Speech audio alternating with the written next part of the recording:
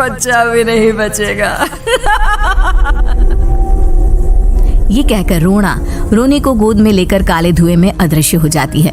इसके बाद हर रोज गांव में से कोई ना कोई बच्चा गायब होता, पर ऐसा क्यों हो रहा है किसी को भी समझ में नहीं आ पा रहा था। केला बेचने वाली चुड़ैल। एक बार की बात है, जादूपुर नाम के एक गांव में करतब दिखाती एक औरत एक रेड्डी के लिए गांव में आती है। आइए आइए मेहरबान कदरदान, खाइए रोहड़ा के ताजे ताजे केले, कभी खाए नहीं होंगे ऐसे केले, पीले पीले केले खाइए। ये कहकर रोहड़ा हाथों में 4 केले लिए उन्हें सर्कल में जोर जोर से हवा में उछालती हुई करतब दिखाती है, जिसे देखकर आसपास के सारे बच्चे अपने अपने मम्मी पापा से उस औरत के पास जाने की जिद करने लग जाते हैं। पापा, ऐसा तो सर्कस में बॉल से होता है ना, ये आंटी तो केले से कर रही है, चलिए ना पापा देखते हैं। रोहड़ा एक पतली सी तार पर चलती हुई केलों से करतब दिखाती है। आते जाते सभी लोग बाहर रुककर उसके करतब देखते हैं और वाह वाही करते नहीं थकते।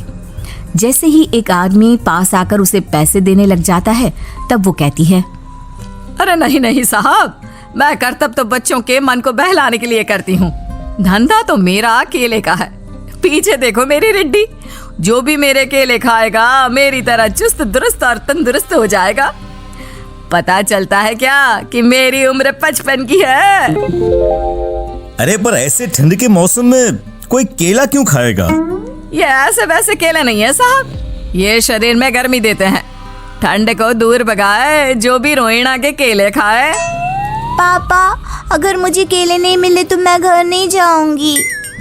तभी उसके पापा कहते हैं कि बेटा, केले ठंड में कभी गर्मी नहीं देते, ये सब कहने की बातें हैं, सामान बेचने का तरीका है इनका। पर पिंकी नहीं मानती। मैं केले खाऊंगी। पिंकी की जिद के आगे नत्थू हार जाता है और उसे केले खरीद कर दे देता है। पिंकी खुश होकर केले घर ले आकर खाती है। अब मैं भी करतब करूंगी, कितना मजा आएगा, जादुई केले। पिंकी पहला केला खत्म भी नहीं करती कि वो बेहोश हो जाती है। दूसरे केले से एक काला धुआं आता है और रोहड़ा चुड़ैल बनकर बाहर निकल आती है। मेरे भूतिया केले बच्चे न खाए, ऐसा हो ही नहीं सकता। जादूपुर वालों, कब तक बचोगे? आ गई हूँ मैं रोहड़ा, जिसका कोई नहीं कर सकता सामना। रोहड़ा पिंकी को गोद में उठाकर काले धुएं में कहीं गायब हो जाती है। शाम के वक्त नत्थू घर लौटता है और पिंकी को घर में ना पाकर उसकी माँ से कहता है, माँ पिंकी कहाँ है? अरे बेटा, उसे तो तू सुबह करतब दिखाने ले गया था ना, फिर कहाँ वापस आए तुम दोनों? मुझे लगा तू उसे अपने साथ मंडी ले गया होगा। हे भगवान, मेरी बच्ची कहाँ गई? मैं उसे घर ही तो छोड़कर गया था माँ। नत्थू गांव के घर कोने में अपनी बेटी को ढूंढता है, पर उसे वो कहीं नहीं मिलती। परेशान होकर आके रो रो कर नत्थू हिम्मत हार कर घर लौट आता है। अगली सुबह रोहड़ा फिर से करतब दिखाने आती है और इस बार पिंकी की तरह रोनी केले खरीद लेता है। 50 रुपए दिए थे पापा ने, सारे पैसों के मैंने केले खरीद लिए हैं। अब मैं भी आंटी की तरह ही करतबबाज बन जाऊंगा। यही सोचते हुए रोनी केले खाता है और पहला अकेला केला आधा खत्म भी नहीं करता कि चुड़ैल उसके सामने आ जाती है। मेरे साथ चलने का समय आ गया है रोनी। ये तो बस शुरुआत है, अब इस गांव के सारे बच्चे धीरे धीरे मेरे कब्जे में होंगे, एक बच्चा भी नहीं बचेगा। ये कहकर रोनी को गोद में लेकर काले धुएं में अदृश्य हो जाती है।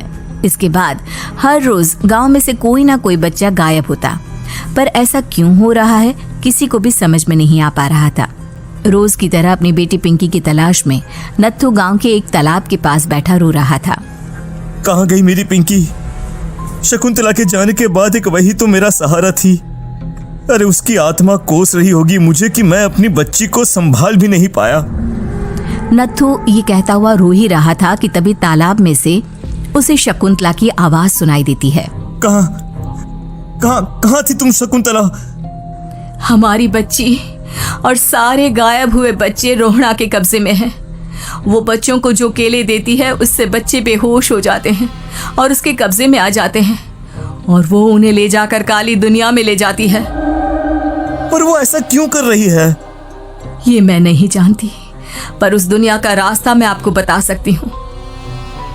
जहाँ ये नदी खत्म होती है वहाँ एक केले का पेड़ है, उसके नीचे एक दरवाजा है, वहीं से रास्ता जाता है उस दुनिया का। ये कहकर शकुंतला की आत्मा गायब हो जाती है। गांव के सभी लोग झुंड बनाकर उसी रास्ते से काली दुनिया में चले जाते हैं और वहां देखते हैं कि सारे बच्चे वहां काम कर रहे थे। पापा मुझे ले चलो यहाँ से। पापा पापा। सभी बच्चे अपने मम्मी पापा से लिपट जाते हैं। तो तुम लोग यहाँ तक आ गए? क्यों हमारे बच्चों को पकड़ लिया तूने? तुझे शिकार ही बनाना है तो ले, हम सब आ गए हैं, हमें खा ले। नहीं, मुझे बच्चे चाहिए। मेरे बच्चे के बदले तुम लोगों के बच्चे। क्या मतलब? मैं इसी गांव में रहने वाली एक औरत थी। केले की चोरी के इल्जाम में मेरे बेटे को गांव वालों ने इतना मारा कि वो मर गया। उसी दिन मैंने ठान लिया कि गांव वालों का भी वही हाल करूंगी। कुछ दिन बाद बेटे के चले जाने के दुख में मैं भी मर गई और मेरी भटकती आत्मा एक चुड़ैल बन गई और फिर मैंने बदला लिया तुम सबके बच्चे छीनकर। बर्दाश्त नहीं कर पाए ना, सोचो मुझ पर क्या बीती होगी। हमें माफ कर दो रोना, पता नहीं ये किसकी गलती थी पर हम सभी माफी मांगते हैं। हमारी खुशियाँ लौटा दो, तुम भी तो एक माँ हो। गांव वालों की बात सुनकर रोना का मन पिघल जाता है और वो बच्चों को छोड़ देती है। उसके बाद काली दुनिया बच्चों के लिए जादुई दुनिया बन जाती है। अब कोई भी कभी भी वहां आ जा सकता था।